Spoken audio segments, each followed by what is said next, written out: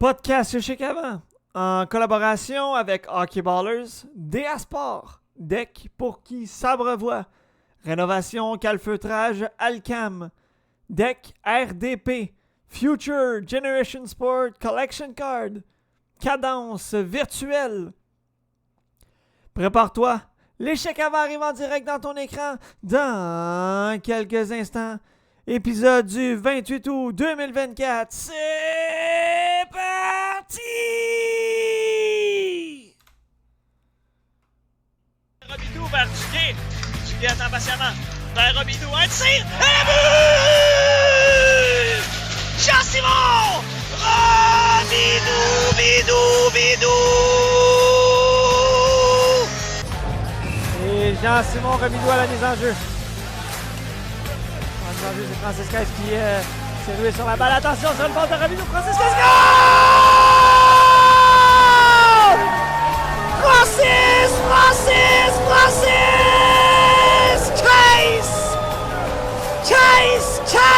Case! Mesdames, messieurs, bonsoir à tous et bienvenue à votre échec avant, le podcast sportif, là où tous les amateurs de sport se donnent rendez-vous en grand. Ce soir, pour débuter l'épisode, encore une fois en compagnie de mes fidèles collaborateurs Nicolas Zotta et Bruce Lubin, pour le fameux segment MLS, le segment qui couvre le soccer mondialement, à l'international, le segment coup franc. Messieurs, comment allez-vous?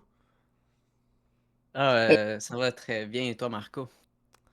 Moi, quand je vois la dégringolade du CF Montréal sans m'avancer, parce que je vois Bruce déjà devenir rouge, je me dis, quel show allons-nous avoir? Ça va être les meilleures 30 minutes de la soirée. Bruce, comment vas-tu? Oh là là, ça peut aller, mettons que le monde du sport, le CF Montréal, il y a besoin d'en parler littéralement. J'ai eu déjà ma chronique sur le web cette semaine. Ouais, une chronique, Mais- là, pour vrai, ta chronique a pogné beaucoup là, sur le site, là, je suis allé voir ça, là. Puis quand j'ai publié ta chronique sur le site, après à peine 2 heures, il y avait déjà plus de 20 personnes qui l'avaient vu, là. Ça a été une rapidité foudroyante, là. Écoute, c'est ce qu'il faut, mon frère, c'est ce qu'il faut. Le CF Montréal qui déçoit au plus haut point. J'ai envie de dire qu'il va nulle part. Oui, on est encore à un point d'une place en série, ok, mais on est à l'inverse, à une place, à un point du dernier rang également de l'Est. Là, ça commence à précipiter le départ de certains. Ça commence à faire très très mal au CF Montréal. On a déjà parlé par le passé, j'en ai déjà parlé par le passé, excuse-moi, mais de se faire humilier de cette façon à domicile 5-0, d'autant plus que tu te bats pour une place en série, t'as aucunement le droit de faire des matchs comme cela, surtout que c'est pas la première fois que ça arrive cette saison. On l'a vu contre le Toronto FC. Là, ça commence littéralement à bien faire quand tu te bats pour une place en série et que tu essayes d'engranger des points et que tu offres ce genre de performance, qui plus est à domicile. Là, il va falloir qu'il y ait quelque chose qui se passe au CF Montréal, parce que c'est bien beau les transactions qu'on effectue et on fait partir des joueurs, mais c'est bien beau de faire partir des joueurs, mais il faut que les résultats viennent derrière. Là, il y a des nouveaux qui viennent de commencer, ok, fine, mais le problème, c'est que tes nouveaux qui viennent de commencer, ils n'ont pas le droit de faire des matchs comme ça, même s'ils commencent. Je ne sais pas ton avis, Nicolas, mais moi, ça n'augure pas bien pour la suite, sachant que dans ce genre de match, le prochain match, tu n'as aucunement le droit à l'erreur. Et au contraire, il faut que tu fasses une performance qui va donner un peu de plaisir à tes partisans. Parce que là, ce n'est pas du tout ce qui a été donné aux partisans qui se sont déplacés au Stade Saputo et qui ont assisté à un massacre de la part de la Nouvelle-Angleterre. Moi, je tiens rapidement à dire une phrase pour mettre l'huile sur le feu. Avec la qualité que nous avons, ne pas faire les séries serait difficile à digérer. C'est du bonbon. C'est du bonbon. Aïe, aïe, aïe, aïe, aïe. Honnêtement, les amis, je veux vous poser une question aussi. Je pose une question. Mais moi, je veux t'en poser une rapidement. Est-ce que c'est les Vas-y. performances du CF Montréal qui ont fait en sorte que tes cheveux ont boum? Entre autres, sans partir à cause de ça, sans partir à cause de ça. J'ai mis un petit bandeau, j'ai un peu l'air du fameux gardien mexicain Memo Ochoa, mais bref, ça c'est un détail. La question que je vais vous poser, c'est est-ce qu'ils ont ouvert un SQDC à côté du stade Saputo? Parce que l'équipe sur le terrain jouait sans aucune pression. Est-ce qu'ils ont pris des substances avant la partie ou... Non, mais là, Ça devait Non, être non, de la mais qualité. Ça devait être de la Non, qualité. non, Non, ça mais devait là- être- Je suis désolé. là, c'est là, comme- Nicolas, si je peux me permettre, Ouais, vas-y. il y a de tout. Et le problème, c'est que là, quand on voit les déclarations lunaires de 1, Laurent Courtois après la rencontre, de Joel Waterman et de Samuel Piet. La déclaration de Laurent Courtois, c'est on pensait avoir fait les ajustements personnels ou tactiques en deuxième mi-temps pour renverser les choses, mais lorsque tu perds de ta discipline, ça devient compliqué. Il y a eu des erreurs individuelles qui ont fait mal. C'est difficile pour moi de parler de positif ce soir, même si on pensait qu'il y avait de la place pour une amélioration. Nous avons eu de la difficulté en transition et nous avons manqué d'idées en deuxième mi-temps.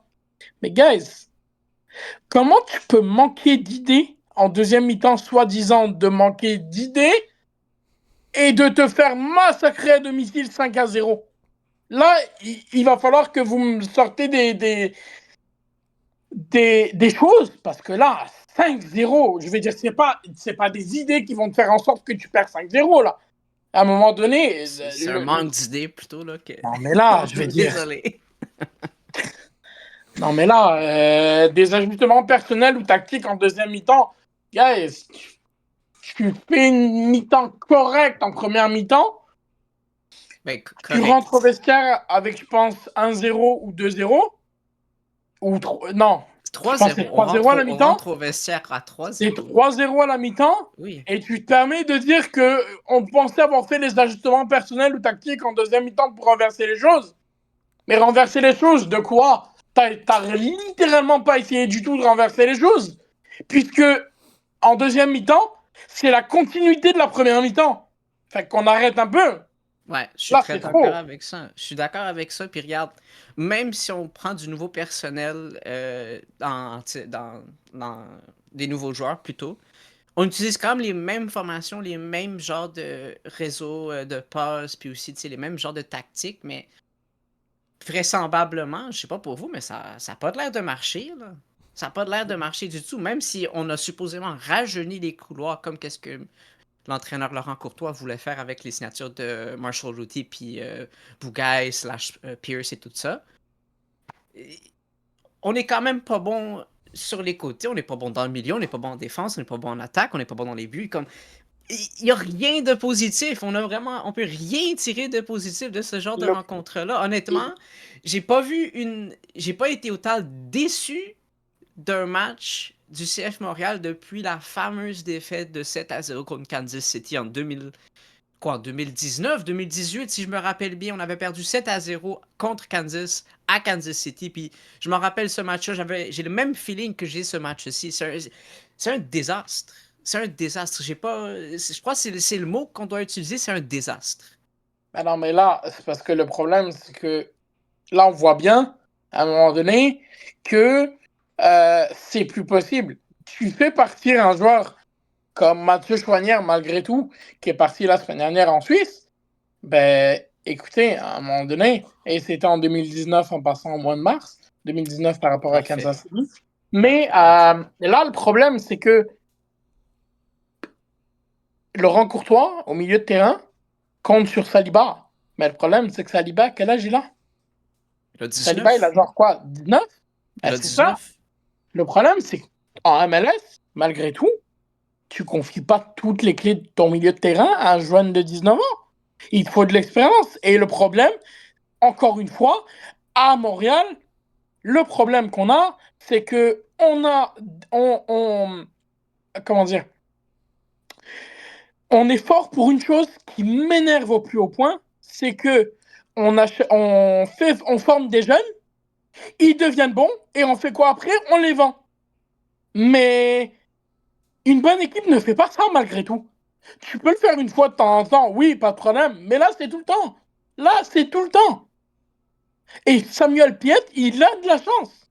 Malgré tout, il est capitaine, ok, mais il a énormément de chances d'être resté.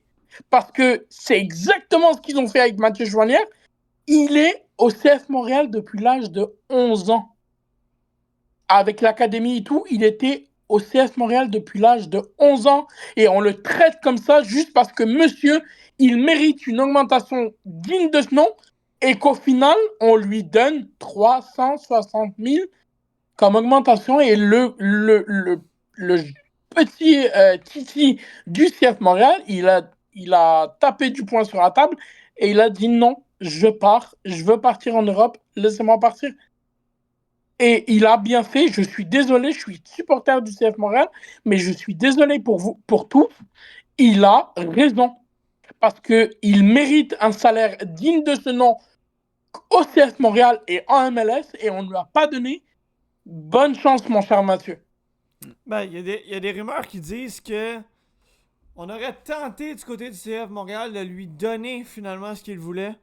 Mais je pense qu'avec tous les déboires, l'hécatombe du CF Montréal dans les dernières semaines, entre vous et moi, même si on lui aurait donné 800 000, je pense que Mathieu Choinière aurait dit « Salut! » Ouais. C'est aussi simple que ça, là. Est-ce qu'entre Mais vous c'est et aussi- moi, Mathieu Choinière, même à 800 000, à 1 million, aurait resté ici? Jamais de la vie. Jamais Non. de la vie. Puis moi, la question que je me pose, c'est... Là, on l'a dit, premièrement, les séries avec une performance de la sorte, les séries, c'est terminé, là. Je veux dire, anyway, on le disait la semaine dernière. Il manque Puis on l'a clairement... dit la semaine d'avant, Puis la puis semaine la d'avant, semaine puis la semaine d'avant. puis la puis- semaine d'avant. Ouais, c'est Tu sais, comme... je veux dire, on a une équipe remplie de jeunes, on n'a pas d'expérience, on a un Joseph Martinez qui a la tête entre les deux faufounes, pour rester poli. Un gars qui, clairement, de ma vision des choses, je vois pas tous les matchs du CF Montréal, mais je pense que si lui pouvait prendre la porte de sortie, dès maintenant, il le ferait. C'est à se demander, un gars comme Samuel Piet, qui a le cœur, qui a le CF Montréal tatoué sur le cœur, comment ce gars-là doit filer présentement? C'est ça. vraiment C'est horrible. ça. Il l'a dit dans son interview d'après-match, puis c'est à peu près le seul qui a s'excuser aux supporters. Mais à un moment donné, ça doit pas être le seul, je suis désolé. Ça doit pas être le seul qui doit s'excuser aux supporters. Ça doit être toute l'équipe. Et là, à un moment donné, le problème, c'est que là, dans ce genre de match, on a littéralement failli. Et ça, c'est une faute professionnelle.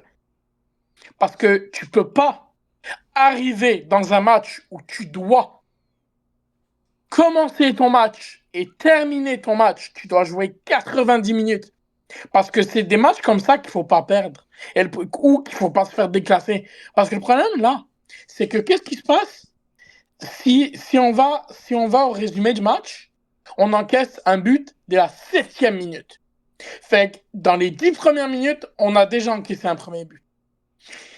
Et là, le problème, c'est que on peut me sortir n'importe quelle excuse que le CF Montréal, après le but, ils ont essayé, ils avaient des occasions et tout. Mais le problème, c'est que dans ce match-là, et si on regarde encore une fois le but, la défense est très, mais très mal placée et poreuse par rapport à tout ça. Parce que plusieurs erreurs défensives dans le même match, ça peut arriver une fois, il n'y a pas de problème. On prend un but, il n'y a pas de problème, on se ressaisit. Mais là, la défense a été catastrophique pendant toute la durée du match. Et ça aurait pu être 8-9-0. Mais Jonathan Sirois, il a été laissé à lui-même.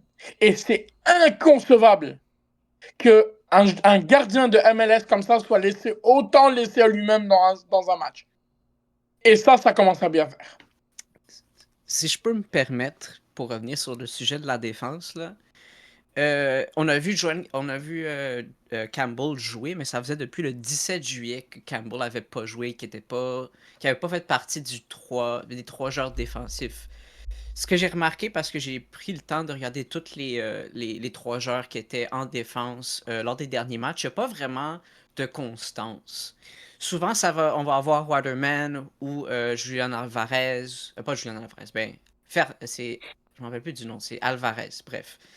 Donc, on a soit Alvarez, soit Waterman, soit Corbeau. Il n'y a pas vraiment de stabilité défensive comme telle, puis ça paraît parce qu'il n'y a aucune forme de communication. Sur le deuxième but, je suis désolé, c'est un but gag, c'est un sketch, on pourrait voir ça. Ouais, mais, tu l'as dit, le mot dans ce que tu viens de dire, c'est stabilité. Une équipe avec une bonne constance, avec des gars d'expérience qui sont à la bonne place, ça te crée une stabilité. Une équipe, je vais faire rapidement là, une équipe qui enchaîne les déboires, une équipe qui n'a pas de constance, une équipe qui se cherche, une équipe qui ne fait que vider son équipe pour la re-remplir, c'est impossible d'aller chercher une stabilité. C'est impossible. C'est dommage parce qu'il y a des jeunes probablement dans cette équipe-là qui veulent gagner, mais de la façon dont on est en train de mouler le CF Montréal depuis les déboires des dernières semaines, c'est impossible. Même si ces gars-là voudraient se présenter sur le terrain, il y a 11 gars sur le terrain. Là. Puis malheureusement, le fait qu'il n'y ait justement pas de constance, pas de stabilité, ça fait en sorte que le CF Montréal ne sera jamais compétitif. Effectivement, j'aime bien que tu parles de constance, Marc-Olivier, parce que je vais apporter une statistique qui est littéralement qui m'a choqué. Depuis le mois de mai, on a 5 victoires. 5. Ouais, mais est-ce que c'est surprenant? Ce Non. n'est pas surprenant, parce que justement, il n'y a pas de stabilité, il n'y a pas de constance. Puis moi, je sais pas ce que vous pensez de Laurent Courtois, mais moi, je suis pas impressionné. Là. On a eu 2 bons départs au début de la saison. Tout le monde était sous les chapeaux de roue. Par la suite, ça a été la dégringolade. Je comprends qu'il y a eu des blessures et ainsi de suite, mais au-delà des blessures, le système de Laurent Courtois n'a jamais fonctionné. Non, honnêtement, je crois qu'il faudrait qu'on retourne à une défense à 4 parce qu'une défense à 3, ça marche pas. On n'est pas assez solide défensivement. Puis même si on voudrait avoir un apport offensif à cause des 2 gars qui sont sur les couloirs. Des pistons, ouais. Ouais, les 2 pistons. Ça sert à quoi? On a personne qui est dans le milieu. On a personne qui est au milieu de terrain qui peut recevoir cette balle-là. Il y a personne qui est dans la surface de réparation pour recevoir des passes décisives de ces 2 gars-là. Des fois, on a un Opoku, des fois, on a un Martinez quand ça lui tente, des fois, on a un Bryce Dood quand ça lui tente lui aussi. Regarde, ça, c'est un point que je voulais faire, pas seulement sur ces joueurs-là, mais sur toute l'équipe en général. Si on regarde pardonnez-moi l'expression en anglais, mais leur body language, il n'y a aucun de ces gars-là qui veut être là. Puis c'est terrible, c'est terrifiant. C'est terrifiant dans le sens que t'as personne qui est prêt pour la partie. T'as personne qui est prêt à vraiment défendre l'honneur de cette équipe-là. Oui, je parle d'honneur parce que pardonnez-moi l'expression, se faire éclater 5-0 à domicile, t'as pas d'honneur après. T'as aucun honneur après. Je ne sais pas comment ces gars-là ils peuvent se regarder dans le miroir après ce genre de partie-là parce que moi, honnêtement, si j'étais un joueur, et Dieu sait que j'aimerais ça être un joueur, je serais pas capable de dormir pendant au moins 1 semaine. Surtout à domicile, premier match à domicile depuis un petit bout de temps. Non. Honnêtement, non. Moi, je serais pas capable de dormir. Je serais dans mon lit en train de faire des pirouettes, de tourner. Regarde, c'est inacceptable. Je ne sais pas comment on peut permettre ça, autant pour l'état-major montréalais, autant pour les fans, autant pour l'entraîneur. Sur le sujet de Laurent Courtois, autant on peut dire qu'il a été un peu victime de tout ce qui se passe à Montréal, mais même là, c'est pas une bonne excuse. C'est pas une bonne excuse. Il y a plein Non, parce que d'entraîneurs, il y a plein... même avant les gros problèmes, la dégringolade était amorcée. Là. Ouais, Donc, très d'accord avec ça. les gars, Ouais. à moins que vous ayez autre chose à dire sur le CF Montréal, il nous reste environ une dizaine de minutes. Je crois qu'il serait peut-être important là, de sauter sur les prochains points pour être sûr de terminer dans 8 minutes. Yes, je vais juste finir avec ce segment-là, ce segment du CF. Pour moi, il y a une personne qui est fautive, qui elle est bien silencieuse. C'est Monsieur Joey Saputo. C'est vrai qu'on n'entend pas parler Monsieur du Joey tout. Saputo, Monsieur Joey Saputo s'entendait pas bien avec Wilfred Nancy, on le sait très bien, et il n'était pas d'accord avec ses choix. Il a viré comme un malpropre l'année dernière. Puis là, qu'est-ce qu'il fait l'année d'après? Il gagne le championnat avec un joueur qu'on a fait partir aussi, Victor Cabrera. Camacho, excusez-moi, Rudy Camacho. Donc, à un moment donné, Joey Saputo, bref.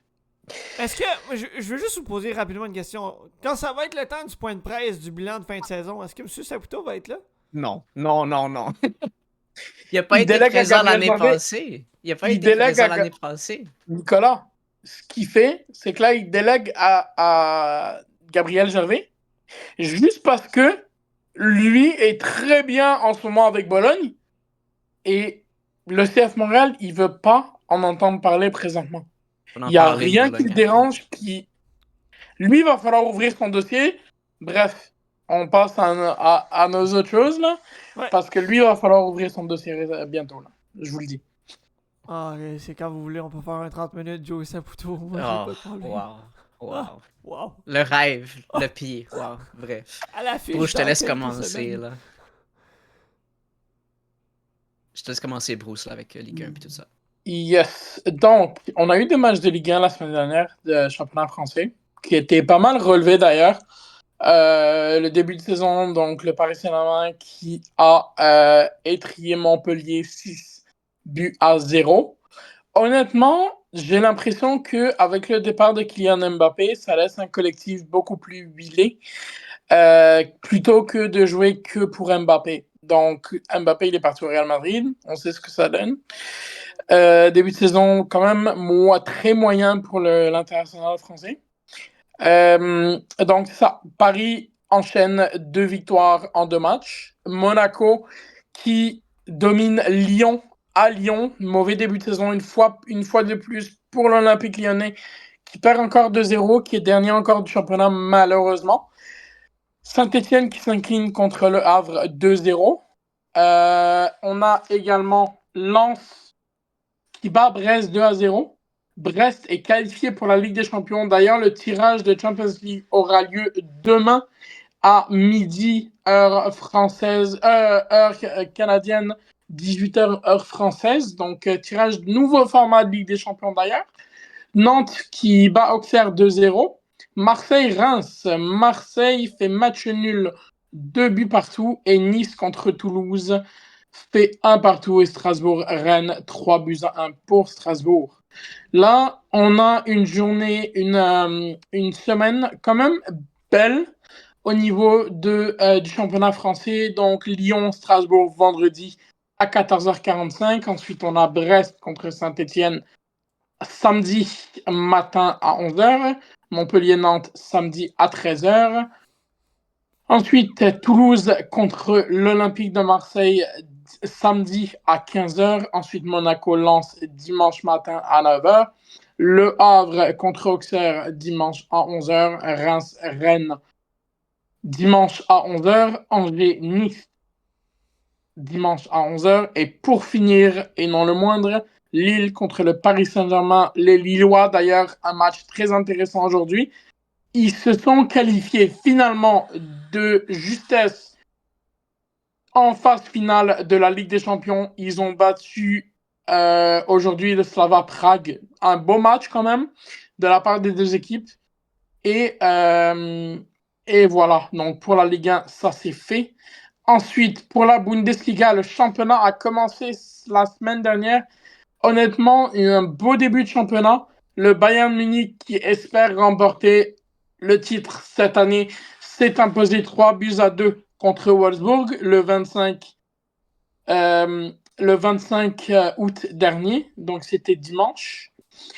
Également, il y a eu le Bayern Leverkusen qui défend son titre avec une victoire de 3-2.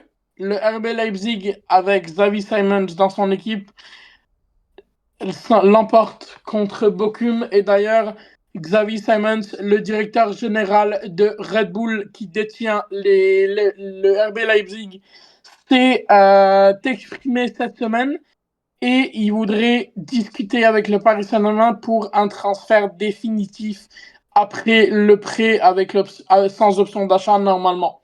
Donc, à partir de l'année prochaine, normalement, on va voir ce que ça donne. Les négociations vont démarrer. Hoffenheim qui s'impose 3-2 contre Holstein Kiel. Fribourg qui l'emporte 3-1 contre Stuttgart. Dortmund qui bat le Eintracht Francfort 2-0. Et Heidenheim qui l'emporte 2-0 aussi contre St. Pauli. Et cette semaine, juste, il y a trois matchs qui retiennent mon attention particulièrement. Il y a Dortmund qui joue le samedi matin à 9h30 contre le Werder de Brême. Il y a Leverkusen qui a un premier choc déjà contre le RB Leipzig, samedi à 12h30. Et également le Bayern Munich qui va jouer dimanche matin à 11h30 contre Fribourg. Voilà pour moi. Parfait, ben je vais essayer d'augmenter, faire ça rapidement.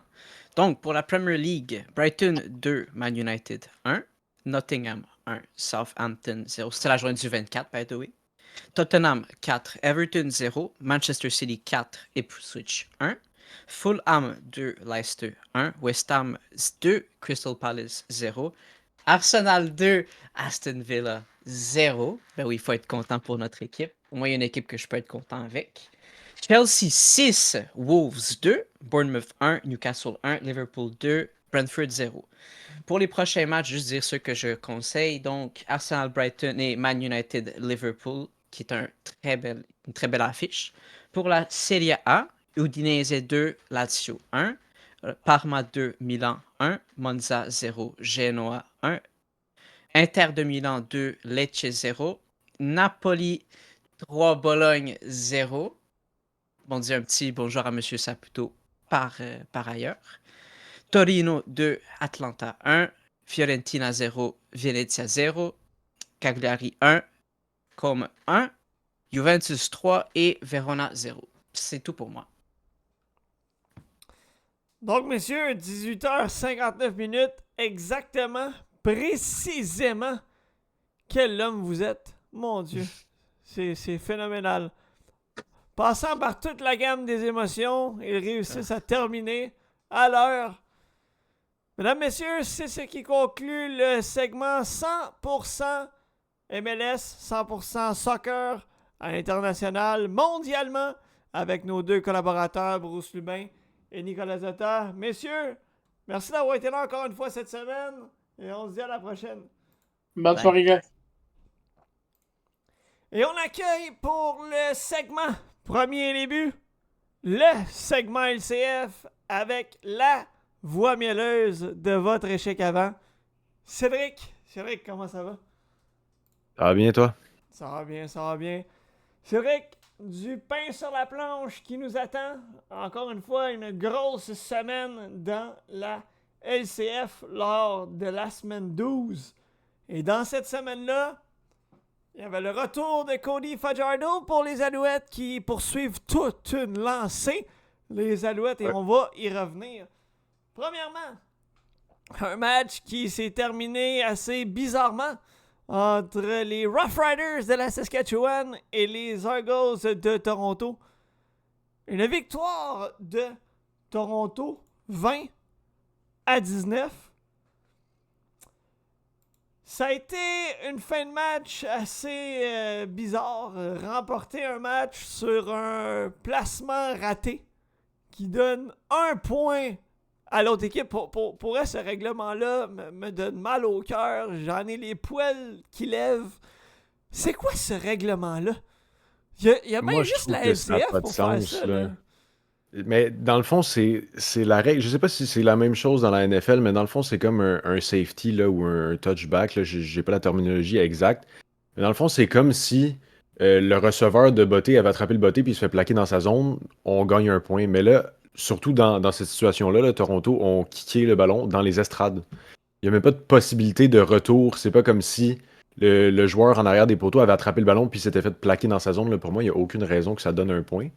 Mais le règlement est le règlement et ça donne une victoire à Toronto par 1 point sur le dernier jeu du match. C'est quand même une tristesse parce que les Rough Riders sont dans une mauvaise séquence. Au-delà du fait qu'ils sont quand même bien positionnés au classement. En tout cas, la semaine dernière, ils étaient bien positionnés. Ils sont encore premiers présentement, mais là, la soupe chaude commence à se faire sentir là, parce que on a les Lions qui dégringolent avec l'absence de Vernon Adams. Winnipeg qui remonte au classement. Et là, la Saskatchewan qui doit faire attention. Là. On avait un bon match en quelque sorte. On savait que les Argos étaient sur une bonne lancée. Mais là, tu perds 20-19 sur un botté raté.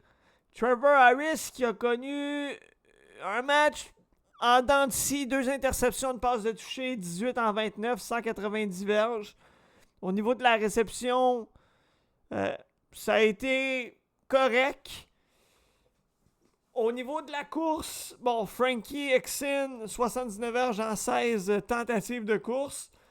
Ça n'a pas été des grosses statistiques du côté des Rough Riders. De l'autre côté, Chad Kelly, 24 en 39. Une grosse récolte au niveau des verges, 322 verges. Pas de passe de toucher, 1 interception. Cameron Dukes qui a un touché sur 2 courses, dont probablement des jeux spécialisés là, pour. On était probablement à la porte des buts. J'ose croire. Ça n'a pas été un duel de corps arrière, vraiment, là, si on regarde ça comme ça. Non, ben je pense que Chad Kelly a simplement mieux joué que Trevor Harris. Ça s'est peut-être un petit peu plus passé, tu sais. De ce côté-là, là, du côté des interceptions, du côté défensif pour Toronto, que ça s'est joué. Puis sur, évidemment, le botté à la fin du match. Faut dire, c'est certain que ça va être facile de mettre la faute là, sur le botté qui a donné 1 point à Toronto pour la défaite. Mais les Rough Riders sont arrivés au 3e quart avec un lead quand même de... Il y avait 16 points après 3 quarts et Toronto seulement 10. Donc ils menaient par 6 points en rentrant au 4e quart. Puis on finit par perdre la partie quand même. C'est facile à mettre le blâme, là, comme je disais, sur le règlement. Mais il reste que Trevor Harris a pas eu une bonne partie puis qu'on a un petit peu échappé le tout au 4e quart. Non, effectivement. Autre rencontre dans cette semaine-là, eh bien, c'est la rencontre entre les Blue Bombers de Winnipeg et les Tiger Cats d'Hamilton. Les Blue Bombers qui ont saisi l'opportunité d'affronter les Tiger Cats pour avoir une 3e victoire consécutive pour les Blue Bombers. Dans la défaite du côté des Tiger Cats, Bo Levi Mitchell, c'est 14 en 28, 220 verges, aucune passe de toucher, aucune interception. 2 touchés au sol pour Craig Bell, 41 verges, 12 courses tentées. Tim White qui a pas mal fait là, au niveau de la réception, 7 réceptions, ciblé 10 fois pour 134 verges. De l'autre côté, Zach Collaros, ça a été beaucoup plus dur pour lui, là. Malgré le fait que les Bombers ont quand même remporté le match. 18 en 36, 177 verges, une passe de toucher et 3 interceptions. Comment se fait-il que les Blue Bombers ont été capables de remporter ce match avec une performance aussi horrible? Ben, on peut voir aussi, vite, là, avec les statistiques, Oliveira, 18 carry pour 120 verges. ça donne quand même des gros morceaux de terrain. Puis peut-être par la quantité de passes de Colaros aussi, c'est sûr que c'est le 18 sur 36, c'est exactement 50%, c'est pas incroyable. Quand même 18 passes complétées, ça te fait gagner du terrain tout de même. Mais je pense que ça s'est pas mal plus passé par le jeu au sol. Là, du côté de Hamilton, c'était Greg Bell avec 41 verges. 120 verges va toujours battre le 40 verges, évidemment. Puis je pense qu'on a passé par le sol. C'est vraiment pas un fort match de Colaros, mais on a trouvé le moyen de gagner quand même. Non, effectivement, on a trouvé le moyen de gagner quand même. Une victoire importante pour Winnipeg, comme je le disais plus tôt là, en début de segment. Qui remonte au classement, eux, qu'ils avaient vraiment là, débuté difficilement là, de mémoire. 0 victoire, 4 défaites, je crois. Quelque chose comme ça. On est maintenant là, un dossier de 5 et 6 à 1 point seulement de la Saskatchewan au premier rang de l'Ouest. Ça a été encore une performance néanmoins difficile, mais déjà mieux que la première pour Nathan Rourke avec les Lions de la Colombie-Britannique. Malheureusement, le rouge et noir de Drew Brown l'ont emporté. Quelle performance de Drew Brown dans cette rencontre-là! 28 en 37, 390 verges, 3 passes de toucher et une interception. Du côté des receveurs, on s'est un peu gâté là. Justin Hardy, 11 en 12, 114 verges. Nick Martner, 3 en 3, 95 verges, 2 touchés. Braylon Addison, 5 en 6, 92 verges. Jalen Acklin, 3 en 6, 43 verges, 1 touché. De l'autre côté, je parlais de Nathan Rourke. Ça a été correct. 22 en 31, 234 verges, 1 interception. William Stenback au niveau de la course, c'est 15 courses pour 99 verges. Justin McInnis par la réception, 5 en 5, 79 verges. Est-ce que là, on va commencer à sentir la panique du côté des Lions? Je sais pas si on va commencer à sentir la panique. On sait que depuis le début de la saison, les Ottawa sont quand même assez solides. C'est sûr que c'est pas un match, là, les Lions. On s'attendait peut-être à une meilleure saison. Là, c'est sûr que la blessure à Vernon Adams a impacté beaucoup ce côté-là. Je pense que Nathan Rourke a quand même pas mal paru nécessairement. Il y a eu un match assez correct. Je pense que peut-être qu'à partir du prochain match, là, on va commencer à voir vraiment qu'il est capable de faire des grosses choses. Si ça continue comme ça, puis qu'on n'a pas de retour de Vernon Adams, là, on va peut-être commencer à sentir la panique. Mais au niveau là, du classement présentement, on est encore au milieu de classement là, dans l'Ouest, à égalité là, pour deuxième avec Winnipeg, dans le fond. Puis à juste une nulle de la première place. C'est vraiment très serré dans l'Ouest. Fait que c'est difficile de paniquer sur un match comme ça, surtout là, quand du côté de l'Ouest, le Saskatchewan ont perdu cette semaine en plus. Ça fait que les trois premières équipes se sont vraiment rapprochées. Fait que je pense que c'est pas la panique tout de suite, mais c'est sûr qu'il faudrait pas continuer à perdre, là, surtout quand on est dans une course assez serrée comme ça, qu'on a des chances de gagner des places au classement, puis qu'on finit par s'écraser, là, puis descendre. C'est sûr que ce serait pas l'idéal à Vancouver. Peut-on dire que la surprise de l'heure dans la LCF, c'est Drew Brown? Quelle performance, encore une fois, de ce corps arrière sorti de nulle part. Il avait raté le dernier match de mémoire pour le Rouge et Noir. Je crois qu'il avait eu une blessure, à moins de me tromper. C'est pas impossible. Mais reviens dans le dernier match. Offre toute une performance. Vraiment, là, Drew Brown, je pense pas qu'il y a plusieurs là, qui auraient prédit... qui auraient eu une telle prédiction. Parce que justement, comme j'ai dit... La semaine d'avant, c'était Jeremiah Masoli qui était le corps arrière pour Ottawa dans une victoire de 31-29 contre les Stampeders. Mais là, Drew Brown, il est en train d'envoyer un message. Là, ouais, absolument. Moi, j'ai même envie de dire que une grosse surprise pour moi, c'est le Rouge et Noir au complet présentement. Ça va bien de tous les côtés. Là, on remporte beaucoup de matchs. Si on fait, là, on en avait parlé, il me semble, la semaine dernière, là, si on fait un classement là, agrégé des deux divisions, présentement, ça serait Montréal en premier, puis Ottawa en deuxième. Il serait, dans le fond, deuxième dans la ligue. Moi, c'était une surprise. Je m'attendais pas à les voir aussi haut que ça. Je m'attendais au moins à voir Toronto par-dessus eux. Je m'attendais à avoir des équipes de l'Ouest qui allaient être meilleures qu'Ottawa. Finalement, on a une équipe de deuxième position au total dans la ligue. très impressionné et, comme on le dit là, depuis le début de la saison, très impressionné par le jeu de Drew Brown. J'en parle presque à chaque semaine, là, j'aime ça amener cette statistique-là. 10,5 verges de moyenne par passe complétée la semaine dernière. Ça veut dire qu'à chaque fois qu'il complète une passe, c'est un premier essai. C'est tellement facile quand tu as un carrière qui est capable de lancer des passes puis tu as un premier essai à chaque fois qu'il y a une passe qui est captée. Tu n'as pas besoin de paniquer si le jeu au sol marche moins bien. Tu avances du terrain puis tu avances puis tu vas scorer des points. Si on regarde là, au niveau des statistiques pour Drew Brown, c'est quand même une statistique intéressante. Là. En 267 tentatives de passe, on a réussi 179 pour 67%. 2326 verges récoltées, 9 passes de toucher. Bon, il a 5 interceptions, mais c'est loin d'être le pire.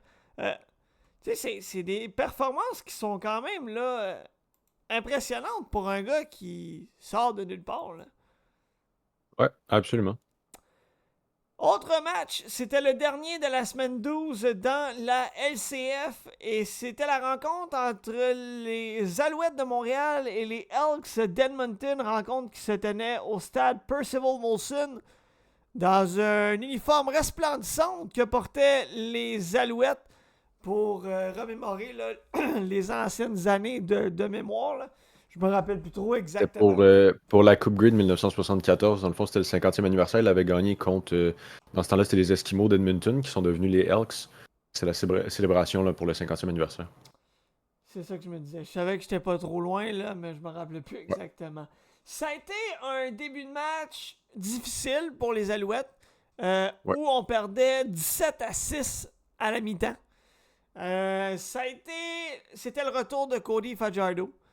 Ça a été un peu difficile pour lui dans les 2 premiers quarts.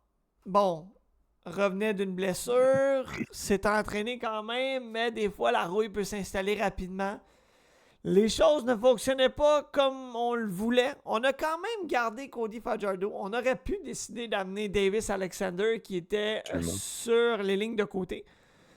Finalement, une poussée de 15 points contre 0 dans les 2 quarts qui ont suivi pour l'emporter 21-17. À quel point ça démontre non seulement le caractère des Alouettes, parce qu'on a eu quelques matchs où on a mal débuté, mais on a bien terminé, et l'insistance de Cody Fajardo à ne jamais abandonner. Moi, je trouve ça beau. Honnêtement, j'ai regardé le match au complet. C'était très difficile en début de match. Puis c'était pas juste Fajardo. Niveau défensif, là, ça allait pas du tout. Dans les 2 premiers quarts, on laissait tout passer. Là, on donnait des verges presque gratuites, des passes totalement ouvertes. À McLeod Bethel-Thompson, excuse-moi. Puis, moi, je trouve que ça démontre effectivement, comme tu le dis, là, un caractère fort pour les Alouettes. On est capable de revenir, même si on se fait presque écraser là, après une demi. Ça allait vraiment pas du tout. Offensivement, défensivement, on revient. Blanchit l'autre équipe en deuxième demi. On va chercher un gros 15 points en deuxième demi pour finir par remporter le match. C'est sûr qu'on ne sait pas qu'est-ce qui se passe dans le vestiaire, mais moi je pense que ça démontre aussi probablement le caractère de l'entraîneur-chef Jason Moss qui, d'après moi, comme tu dis, c'est pas la première fois qu'on débute mal. Puis quand on ressort du vestiaire en deuxième demi, on voit qu'il y a une nouvelle énergie dans l'équipe. Je pense que ça vient peut-être de l'entraîneur-chef. Moi je trouve qu'il fait un très bon travail là, depuis qu'il est avec les Alouettes depuis l'an dernier. Comme tu as dit, Fajardo un petit peu de rouille en début de match, mais il finit ça quand même 22 en 34, là, ce qui est bien au-dessus de 50%. Encore une fois, on en a parlé beaucoup avant sa blessure, dans les meilleurs taux de passes complétées de la Ligue, si c'est pas le meilleur. Puis encore une fois, je pense que c'est ma statistique préférée, la moyenne de verges par la passe, 9.9, comme je disais tantôt, quand un carrière qui lance le ballon, puis ça te donne un premier essai à chaque fois. T'avances sur le terrain. Cette moyenne-là, elle a remonté en deuxième demi. C'était pas facile en première demi, mais tout de même, quand tu as une moyenne comme ça, c'est facile d'avancer sur le terrain. Là. 22 en 34, 336 verges, 2 passes de toucher, 1 interception. Au niveau de la course, Walter Fletcher, 54 verges, 11 courses. Une moyenne de 4.9 verges par course, ce qui est quand même pas mauvais. Cole Speaker, 56, 107 verges, 2 touchés. Charleston Rambo, encore une bonne performance, 3 en 4, 95 verges. Après, ça a été un peu plus tranquille là, au niveau de la réception. Toi qui as regardé le match, parle-moi un peu là, de la prestation d'Austin Mack, qui était de retour avec les Alouettes et qui, néanmoins, a prolongé jusqu'en 2028 avec l'équipe. Ouais. Une belle prolongation de contrat, moi je suis content de voir ça. C'était son premier match de retour avec l'équipe. C'était pas un excellent match. Quand même capté 3 passes pour 32 verges, ce qui n'est pas nécessairement mauvais. Une moyenne pour lui de 10,7. Encore une fois, je parle souvent de la moyenne de verges. 10,7 à chaque fois que lui attrape le ballon, c'est un premier essai, ça c'est une bonne chose. Mais sur 8 passes visées, c'est pas nécessairement ça qu'on aime voir d'un super bon wide receiver comme lui. Je pense que ça va revenir. J'en ai parlé là, quand on parlait de Nathan Rourke il y a 2 semaines, si je me souviens bien. La taille des ballons est différente dans la NFL puis dans la CFL. Ça peut être difficile de faire le changement. Le ballon, il arrive, il est plus gros. Peut-être que les mains sont trop serrées pour attraper le ballon. Je sais pas trop c'est quoi le problème qu'il y a eu, mais il faut pas dire non plus que c'était un mauvais match nécessairement. Quand même été visé juste 8 fois, là, ce qui est pas non plus énorme là, pour un joueur de son calibre. Mais au niveau de la réception, là, si on passe par-dessus le match moyen de Max, j'aimerais ça juste parler de Cole Speaker, qui, si je me trompe pas, n'avait pas été visé de la première demi, a reçu pour 105 verges au troisième quart et les 2 touchés au troisième quart, et finit le match avec 2 touchés et 107 verges. Ça donne environ, ben pas environ, ça donne exactement 2 verges sur 3 quarts du match, et 105 au troisième. C'était le vent a tourné là, avec Speaker au troisième quart assez intensément. Je pense que c'est là où on peut dire que les Alouettes sont bien garnis à tous les niveaux. Puis que Exactement. on n'est pas.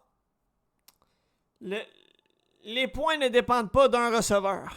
Que ce soit Cole Absolument. Speaker, que ce soit Charleston Rambo, que ce soit Austin Mack, qui dans la dernière saison était un gars quand même assez important.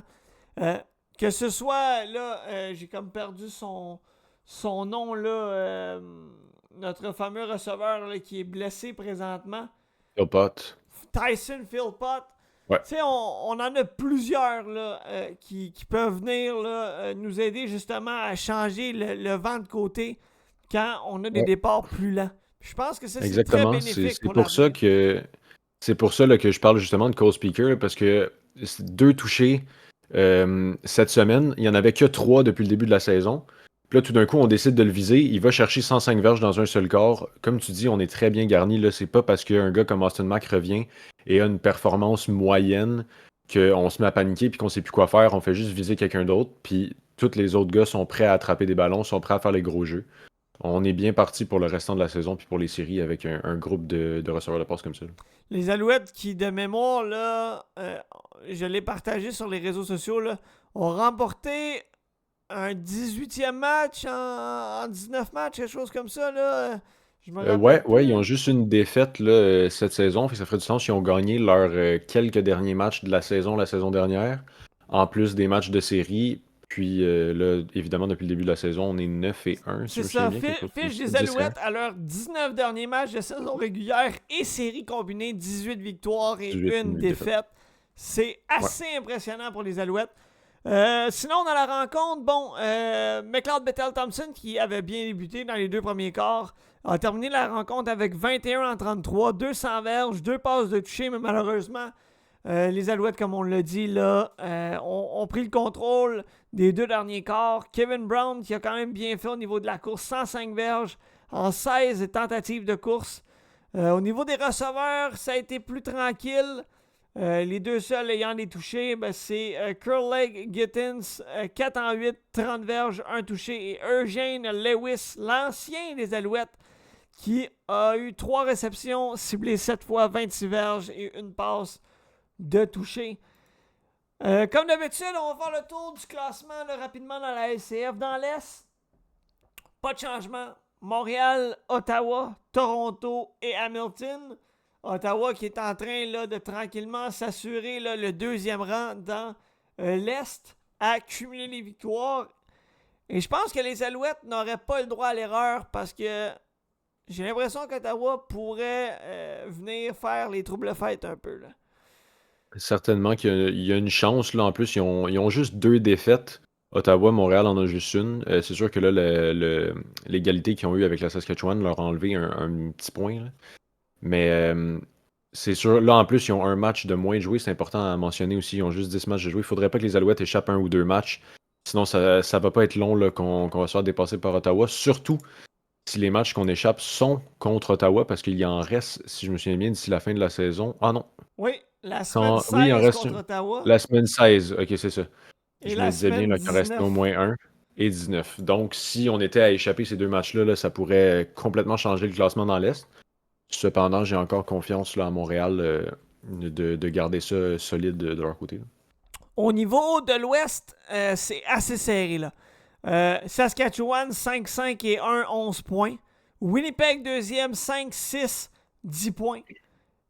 La Colombie-Britannique, qui était premier dans la grande majorité du début de saison, est maintenant troisième à 5 victoires, 6 défaites, à égalité avec Winnipeg au deuxième rang. Calgary et Edmonton sont quatrième et cinquième. Edmonton qui a eu sa séquence de 3 victoires de suite s'arrêter contre les Alouettes dans le dernier match. Au niveau des statistiques, si on regarde là, statistiques par les verges, au niveau des corps arrière, j'ai ça pour vous à l'instant. Bo Levi Mitchell, 3036 verges. Le seul corps arrière de la SCF à plus de 3000 verges. C'est 251 à 376 tentatives de passe. 66,8% d'efficacité. Jack Mayer, qui a 2624 verges. Zach Collaros, 2483. Vernon Adams Jr., toujours blessé, est quand même parmi le top 5 avec 2469 verges. Et McLeod Bethel Thompson avec 2393 verges. Si on regarde toutes les carrières dans les 2000 et plus, on termine ça avec Drew Brown, 2326. Au niveau des verges au sol, Brady Oliveira, qui est encore premier, le seul en haut de 800. 809 verges exactement, en 35 tentatives de course, des moyennes de 6 verges. C'est l'une des plus grosses moyennes présentement dans la LCF. Au niveau des réceptions maintenant, McInnes, 954 verges, c'est le seul en haut de 900, il s'approche déjà des 1000 en 60 réceptions. Ensuite, on a Hardy à Ottawa avec 804, Hollins à BC encore une fois 792, Tyson Philpott qui a 2 matchs en moins sur McInnes et Hollins est à 779 verges. Si on va maintenant vers la semaine 13 pour nos prédictions. Juste avant, parlant des Alouettes, la LCF qui a rendu une décision en lien avec un joueur de l'organisation dans les dernières heures, Sean Lemon, qui est suspendu indéfiniment par la Ligue en lien avec des paris sportifs sur des matchs et notamment sur un match auquel il avait participé.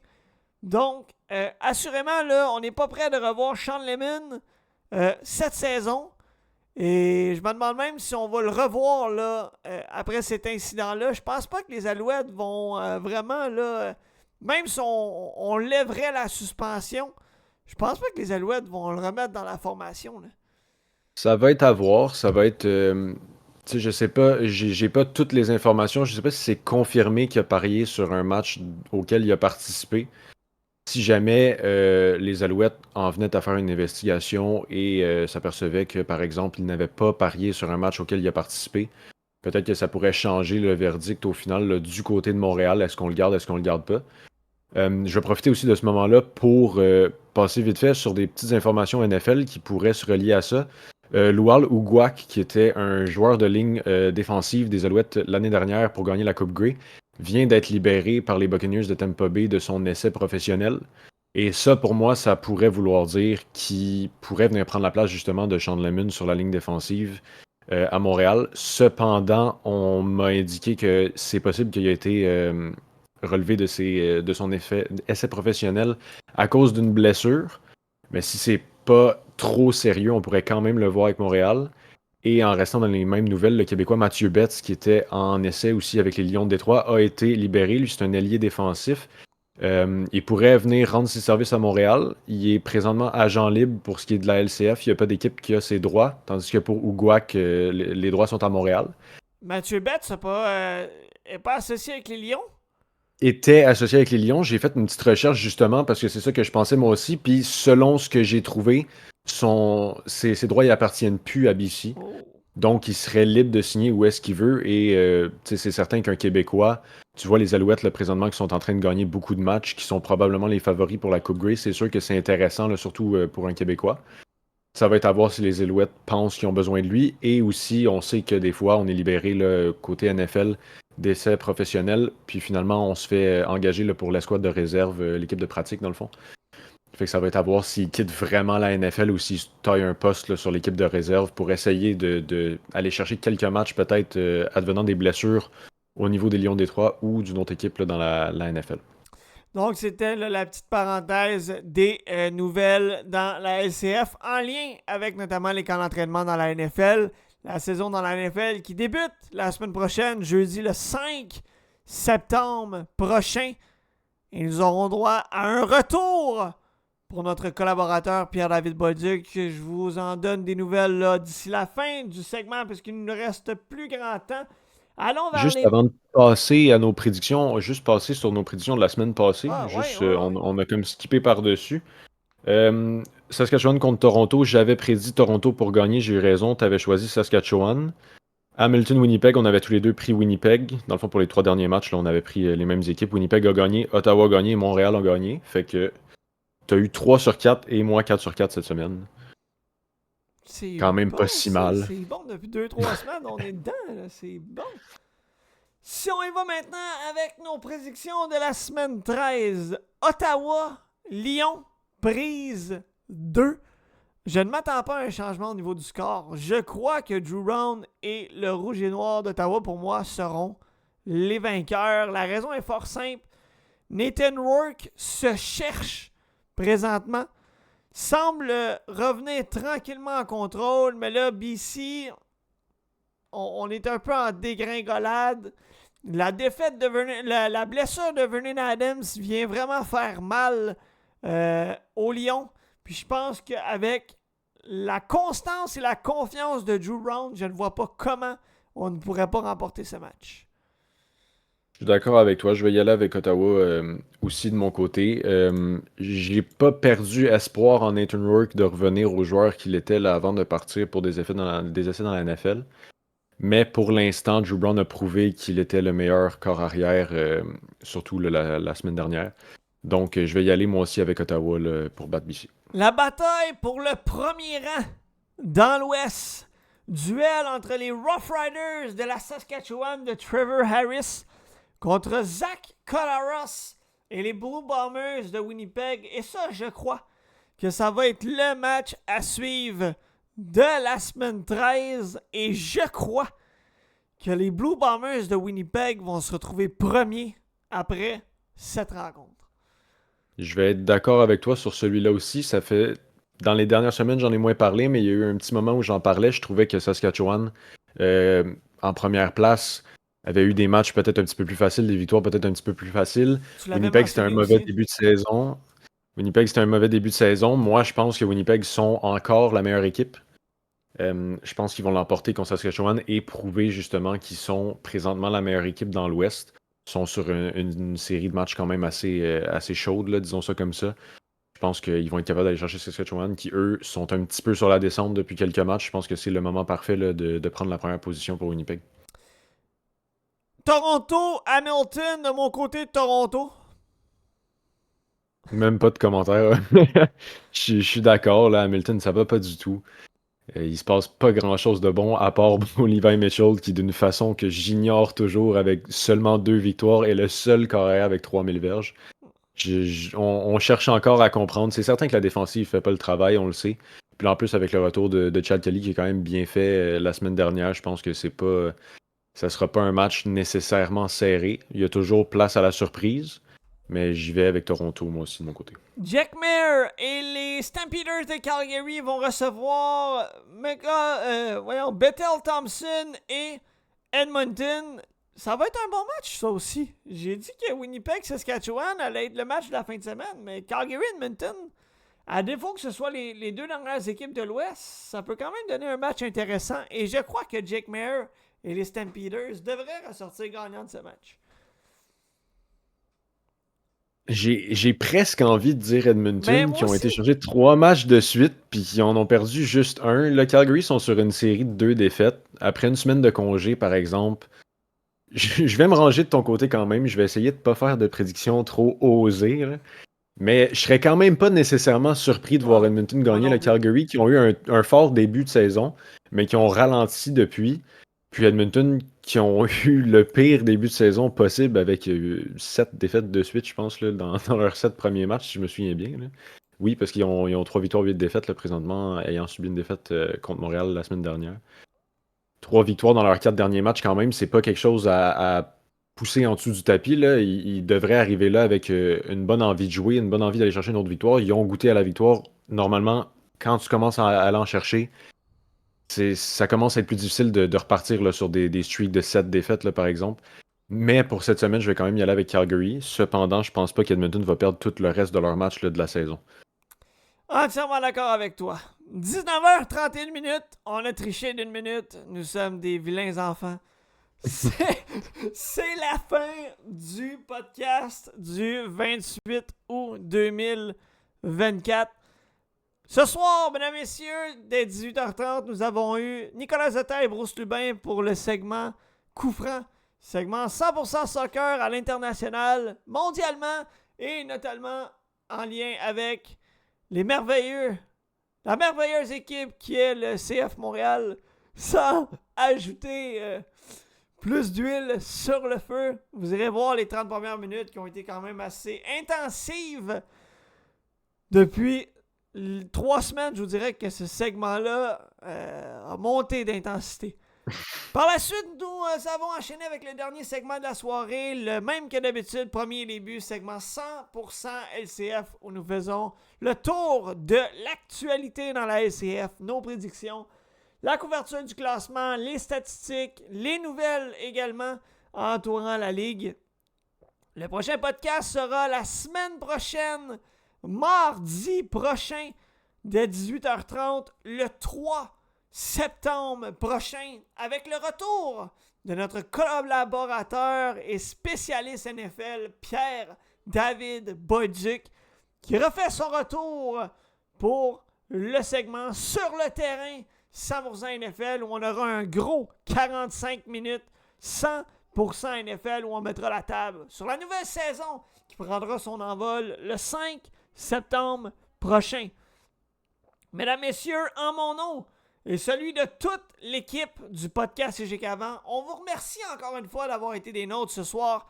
N'hésitez pas à aller voir notre chaîne YouTube, notre site internet également, le www.l'échecavant.com, où on a sorti aujourd'hui une chronique en lien avec le Canadien de Montréal et l'espoir de peut-être voir l'équipe en série la saison prochaine. Cédric, merci encore une fois d'avoir été des nôtres cette semaine. Merci de me recevoir. On vous souhaite une excellente fin de soirée et on se dit à la semaine prochaine. Ciao!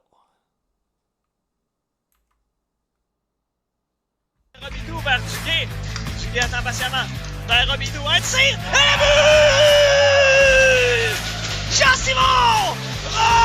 Robidoux! Bidou! Et Jean-Simon Robidoux à la mise en jeu. La mise en jeu, c'est Francisquez qui s'est roué sur la balle. Attention sur le bord de Robidoux. Francisquez! Goal!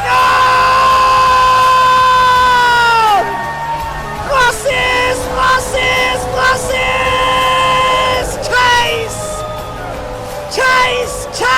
Chase!